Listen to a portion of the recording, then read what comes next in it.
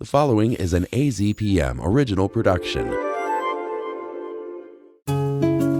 For AZPM, I'm Mark McLemore, and this is Arizona Spotlight.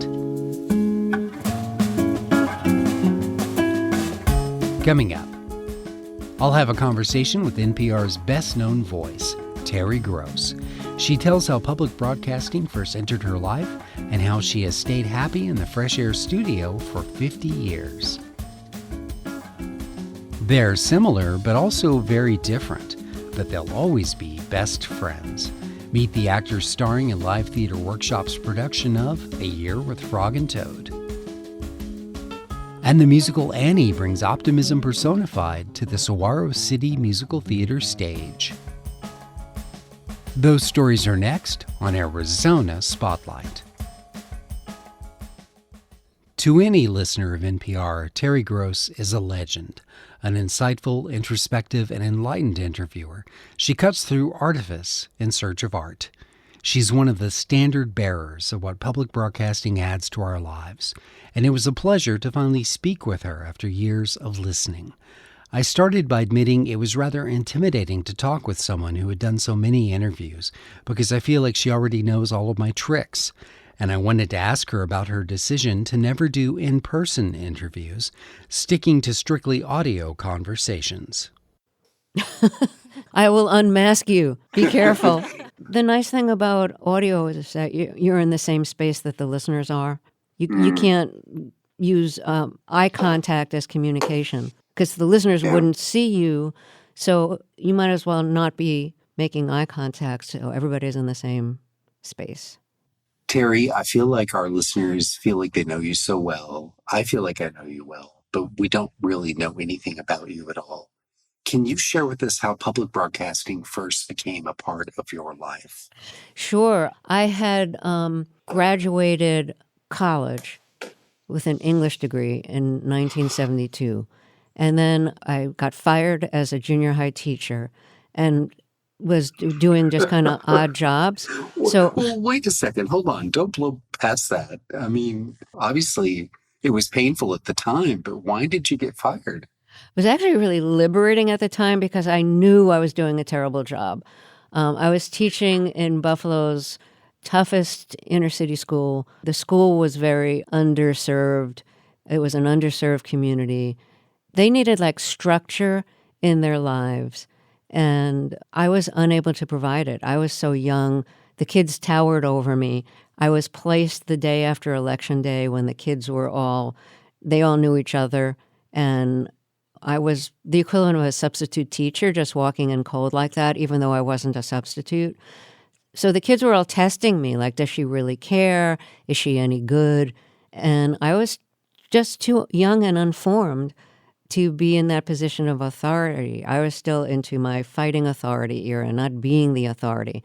So, when somebody from the Board of Education came down after like 6 weeks to see how I was doing, the kids overturned a bookcase on the way out to basically give the message like, this isn't working, So when they fired me, I experienced relief because I knew it wasn't working. And that's how I ended up stumbling into public radio. But in what way? First, as a listener, I had a job typing the faculty policy manual at Buffalo State College, as opposed to the university where I was, so it was a different place. And while I was typing, in addition to eating donuts, I was listening to the public radio station that I later, started to work at. And I loved the shows. There was an afternoon show called This Is Radio that did a lot of interesting interviews and played music in between. And it was a combination of blues, rock, jazz, and folk recordings. And, it just kept me going because it was not the most interesting job, typing policies. I started volunteering there, and that's how I got started working there. What was it about the ethos of public broadcasting that you think appealed to you the most? What has kept you coming to work all these years? One is the people who I work with. I work with great people, so it's always, we have our differences, but it's always a pleasure to work with them. I love relationships where you're working on a common goal because It makes the work a lot more interesting and fun and engaging. And it's a great way of building a relationship because you're working as a team for the same thing.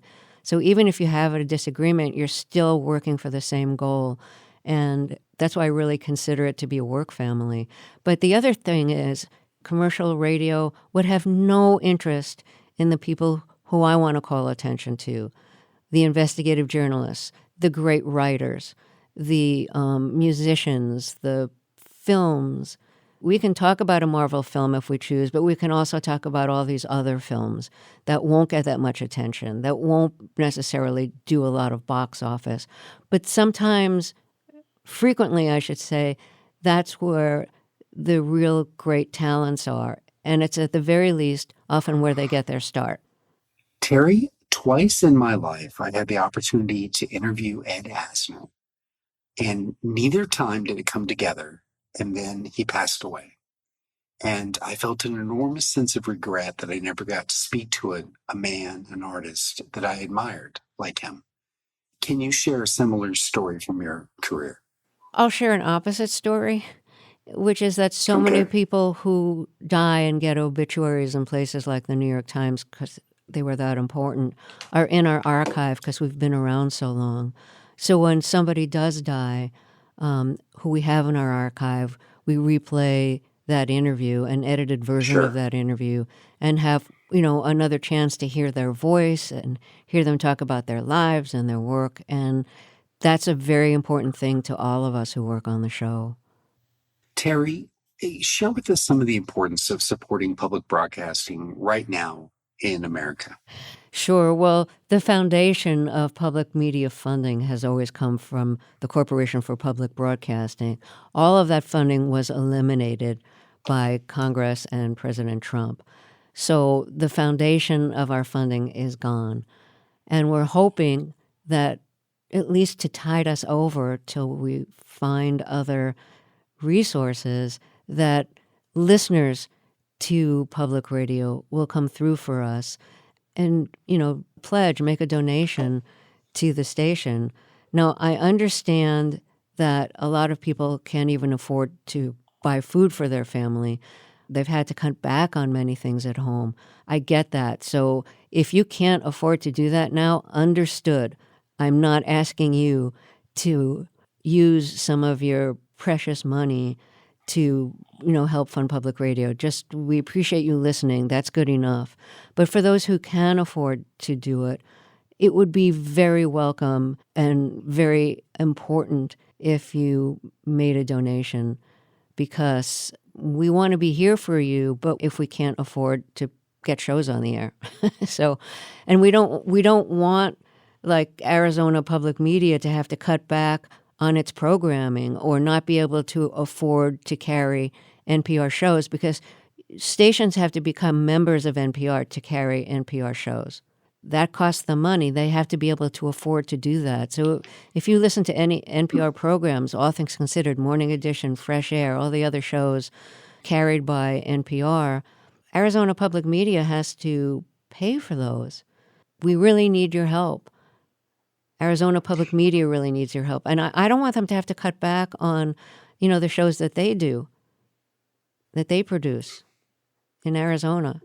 So what do you think is a misunderstanding that people might have about public broadcasting that you've seen, a cliche or, a stereotype that's been attached to what we do that you would like to challenge?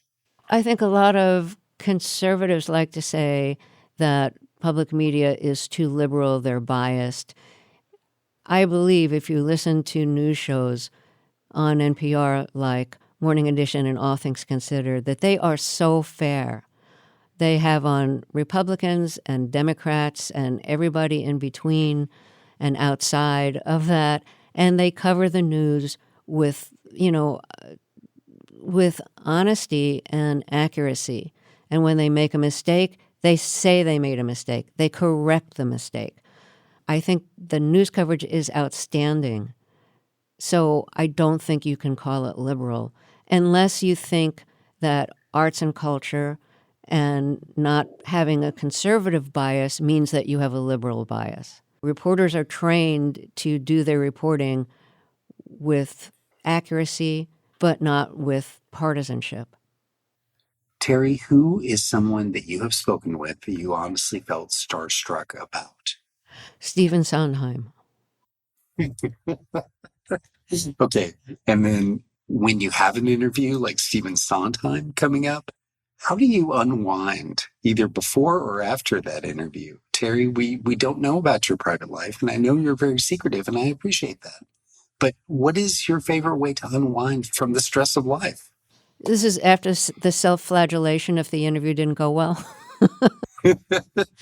But have you ever really felt that? I mean, don't you, maybe when you walk out of the studio, you think that didn't go well, but then later, don't you feel vindicated? No, sometimes the interview didn't go well, period. There's nothing I can do about it. It is what it is. But I like to unwind, at least on weekends, with some wine. The most I can do is a glass, but that glass goes a long way. More than a glass, and it starts working against me, not for me. But, I like to go to a movie when I can. Before COVID, every weekend, my husband and I would go to either a movie or a concert. But my husband died in April, so I haven't been going out with him. And then, COVID, I wasn't going anywhere. So I'm not fully back to speed yet. Well, I thank you for sharing with us that peek into your life. You've given us so much, Terry, and I just stand in admiration of your work and the body of your work as being something that people are going to value forever. I really appreciate you saying that. Thank you very much. Thanks, Mark. Oh, it was a pleasure. I mean, I've been looking forward to this for 20 years. Oh, thanks for saying that. It was good to talk with you. Terry Gross is a person to be listened to. Her program Fresh Air is produced by WHYY-FM in Philadelphia and broadcast nationally by NPR. It airs Monday through Fridays at 1 p.m. on NPR 89.1.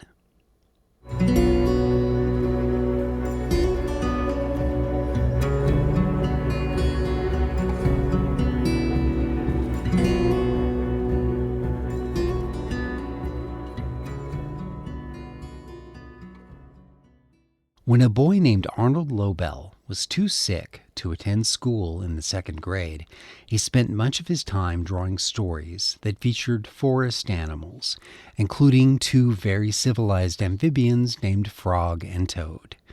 He said these two characters represented different sides of his own personality, and writing stories about the ups and downs of their friendship helped him to cope with his own social anxiety.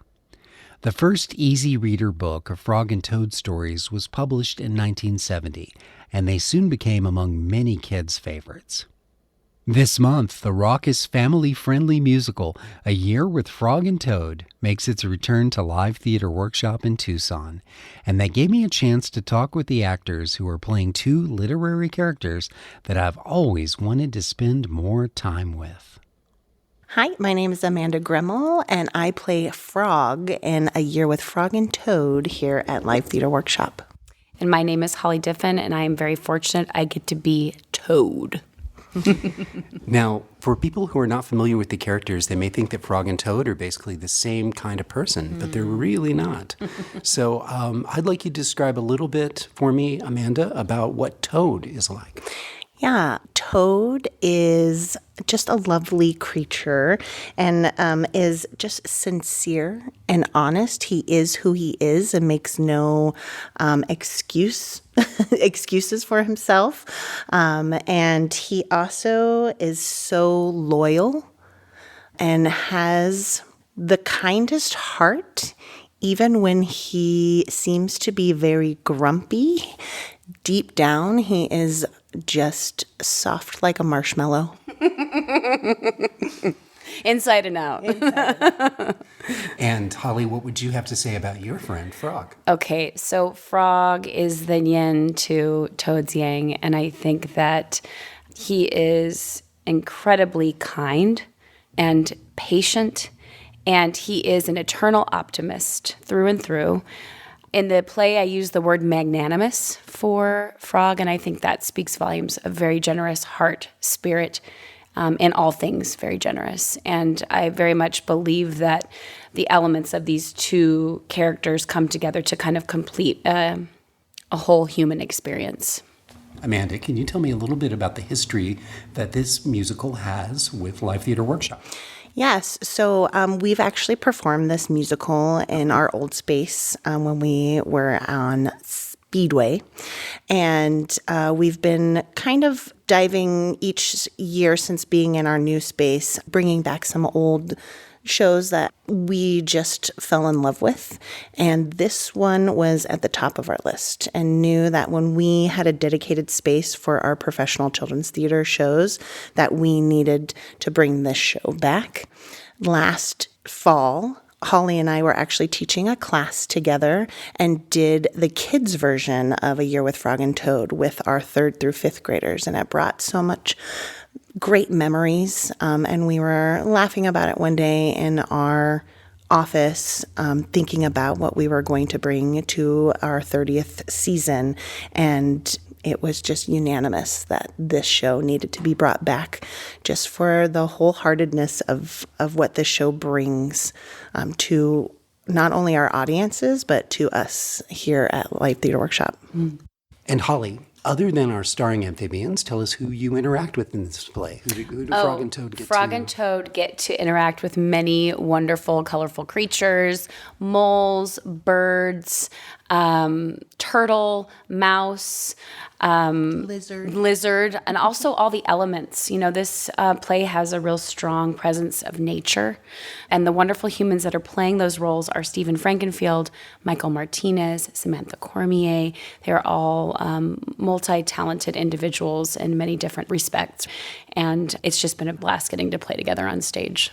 All singing and dancing forest animals. And the music, I will say, is so infectious. So we did this with our class last year, and we've been singing the tunes ever since then. And then here we are 6 weeks into rehearsal, and we maybe have heard these songs countless times, and they all still bring just the biggest smile to your face, and your foot starts tapping, and it's just such vibrant and fun and exuberant, lively music. It's a blast. Amanda, describe a little bit of the staging for our radio audience so they understand what the stage offers to you as actors, but also how you reflect the change in scenes as we go through a whole year with Frog and Toad. Yes. So our lovely set designer, Richard Gremmel, he has created a set for us actors. When you look at it, it just looks like a pop-up book. We've all just been exploring the stage this week during Tech Week, and keep finding new fun ways to interact with it. I don't want to give anything away specifically, but you do get to see Frog and Toad's houses, which are quite magical throughout the show, as well as kind of journeying to the pond, swimming hole area, to an island. One of my favorite scenes is actually in Toad's house, where we're making cookies together. And you have a very inventive stove that you use to do that. Yes, we do. The lovely Karen Hupp, who is our prop master, created just this magnificent stove that our director, Leslie J. Miller, had envisioned, and it's got its own zip code. Yeah. Well, talking about cookies, I have to ask, you do a lot in this play. There's a lot of singing, a lot of dancing, a lot of physical humor. And on a scale of 1 to 10 cookies, how many would you say it takes to power you to get through a show like this? 10. If you would have asked me maybe a couple weeks ago, I might have said 6 or 7, but we're in Tech Week, so I'm going to say 10. 10 out of 10 cookies. Yeah. Yeah, the older I get as a performer, I'm like, I'm not a spring chicken anymore. I'm an old amphibian. And so it takes a lot of energy. But we can't wait for an audience because we know they just will give us that energy that we need to go that extra mile. It's that give and take that happens. That's that magical thing when you have a live audience. So Arnold Lobel really created something special with these books because he was able to create a sense of conflict to give the story's drama without there being any bad guys. Frog and Toad have this kind of frictionless universe that they live in, but they still have to contend with their personalities and moods and the things that all of us live with. What's a lesson that you think can be taken from this play for anybody young or old? Just the simplicities of life and to not take them for granted. We do a lot of activities through the show that are just regular, everyday type of activities, making cookies, going swimming with a friend, and really soaking in those moments and enjoying them with the people or animals you're with. For me, I think just through the lens of Toad, when you read about Toad, one of the words used to describe him is grumpy, but one of the discoveries for me earlier on was that I actually think Toad's attitude sort of things comes from anxiety, nervousness, because he cares so much, because he loves things so much, because he wants everything to be okay. And I think a lot of people in today's world can relate with that anxiety and that anxiousness and how it even plays into the most simplistic days in our lives when we're going and flying a kite or making cookies or sledding down a hill. And so that was kind of a powerful message for me is what does it look like to be an anxious being and how does that play out in everyday life and how can the people around you who love you and support you play off of that and support you and still maintain a positive and healthy relationship and friendship. Would you like to issue an invitation to all the pollywogs and tadpoles that might be listening? Absolutely. We would love to see as many people as we can just come and enjoy this holiday season with A Year with Frog and Toad here at Light Theater Workshop. So December 4th through the 21st during the weekends, and we would just love to see everybody there. If you're looking for a reason to sit back, laugh, have a great time, and enjoy time with your family and friends or loved ones, then this is a great opportunity to do that.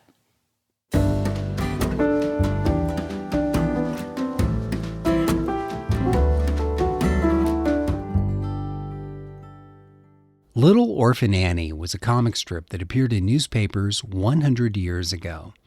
In real time, the story reacted to events like the Great Depression, World War II, and Roosevelt's New Deal policies, among many more chapters of American history. The strip's overall message of optimism became a beacon in 1978 when it was adapted as the Broadway musical called Annie. This holiday season, an adaptation of Annie is being presented by the Tucson-based Saguaro City Music Theatre. And on alternating nights, they have two young actors playing the lead role. My name is Abigail. I am playing Annie in Saguaro City Music Theater's production of Annie. I am in 8th grade. Hi, my name is Julia, and I'm here because I'm also Annie in Saguaro City's Annie. And I am in 6th grade and 11 years old. And Drew, please introduce yourself for us. What's your official title with Saguaro City? Great. Drew Humphrey, CEO, producing artistic director at Saguaro City Music Theatre. I'm also the director of Annie. Drew, first of all, can you give us some idea why this musical was chosen? When looking for, the right property to present, particularly during a holiday slot that, we open on December 20th, we look for something that is family friendly and involves our wonderful kids that are a part of our educational institution, and that is holiday adjacent. Christmas doesn't play very well into January, and Annie created this amazing opportunity to involve 39 kids that we've worked with in our educational programming, and some of are new to us that have come in to just audition because they've heard about what we're doing. And so Annie provided that opportunity, and also because it takes place during the holidays and over the holidays, but isn't necessarily about Christmas. It was kind of this perfect intersection of everything that we are trying to do as an organization. What are the ages of the children who are involved with Saguaro City? What group of kids do you serve? Saguaro City provides tuition-free education for kids and teens from 7 to 17. And I think that the youngest in Annie is about 8. How is it that you came through the audition process with two Annies? Yeah, so the casting process for Annie was exciting because we had an enormous turnout with close to 60, 75 kids that were interested in being a part of the production. Now, Annie was originally created for Annie plus 6 orphans, which only gives 7 opportunities for kids, because so many people were excited and there was so much talent that we just, as an organization, had a hard time sending so many people away.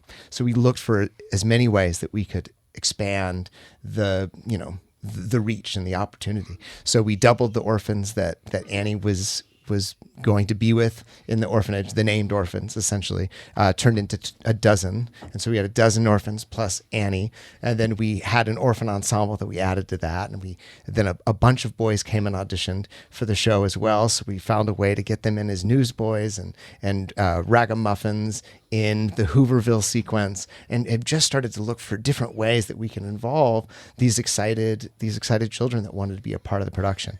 In the process of that, we came across Julia and Abigail that were just so perfect for the role, and felt like we needed to always make sure that we have an understudy for a show.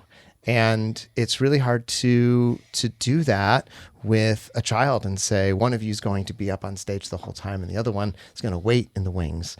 And because we had 2 wonderful options, we just invested in both and said, let's just split up the performances and give both of these talented artists, the chance of a lifetime. Julia, I'd like to start by asking you, were you familiar with Annie before you auditioned for this play?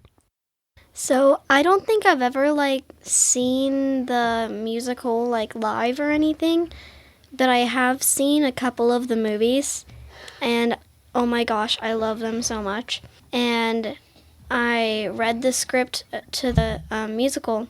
I thought it was a lot better than the movie is, and it's a lot more detailed, and it connects to history a lot more.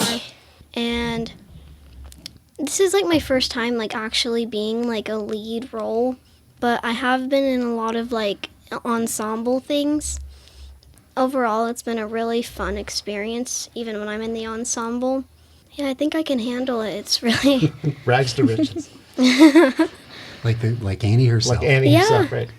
And then Abigail, pretty much the same for you. Were you aware of Annie? Had you ever seen it before you auditioned? Yeah, I watched the movie 1,000 times right before I auditioned, just to make sure I understood what I was getting myself into. But it's 1,000 times better than that. And it's so much fun to work with Saguaro City and do it, because they're just making everything this amazing moment on stage. So there's no dull moment. And I'm just super excited to be playing a lead, because this is my first time doing that type of stuff.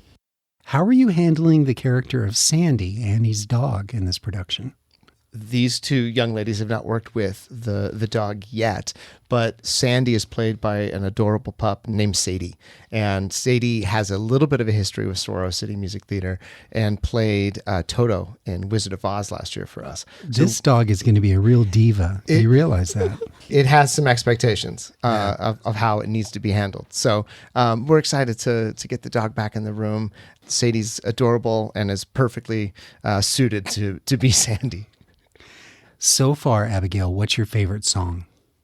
My favorite song is probably Tomorrow. That's a popular one. And Julia? I got to agree with Tomorrow.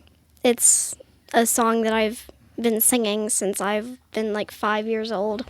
I also like the song called Maybe, because she's imagining what her life would be like with her parents that she's never had. And it's so heartwarming, and I love it. Let's talk about Annie's personality and the character a little bit. What's something that appeals to you about Annie as a person? Something that you think even someone who's a contemporary young person like yourself can look back and think, gosh, I wish I had this in my personality, or I'm going to try to live up to this myself. Annie's super optimistic, and she's overly positive. There's this one scene in Hooverville where the homeless people are saying oh, what do we got to be optimistic for? Our life's a nightmare. And she's just hitting them with positive things that they should be thankful for. And so I am optimistic myself, but I feel like I'm not as optimistic as Annie is. So that's something I really want to add to my personality, being overly optimistic. And what about you, Abigail? Well, Annie's kind of a like go get 'em type of attitude. Like she'll fight the toughest person around, but she's also going to like comfort all the people who feel sad. And then she, like Julia said, she's so optimistic that she's like on the streets with a dog she just found on the streets, and she's singing about maybe what a day would be like tomorrow. And she has no idea this guy's going to come adopt her who's rich. And she's just singing this powerful song about like what it might be like tomorrow and that it's not all going to be bad. And she's in an orphanage and she's singing about finding her parents even though she hasn't seen them in 11 years. And she's just like so like optimistic, and you can really see that especially like when she's in her rags stage of the play, and then all of a sudden all of her optimism, it like pays off. And this new level of privilege gives her the chance to make some positive changes. I wonder if there's anything you can point out, Abigail, that you've learned, like a phrase that Annie uses, or what a Hooverville is, or anything that you actually have like taken away from this going, oh, now I know what this is. I didn't know much about the Great Depression back when I like started doing this, and now I know like everything about it. And then I learned some about the New Deal because in the story plot of the play, Annie like brings together Democrats and Republicans to like create this New Deal that's gonna help all these people that she saw on the streets. And the same question for you, Julia? The plot is like fictional, but it probably could happen. And I think something that I've taken out of this is obviously learning about the Depression, because I'm only in 6th grade and I haven't really learned a lot about it.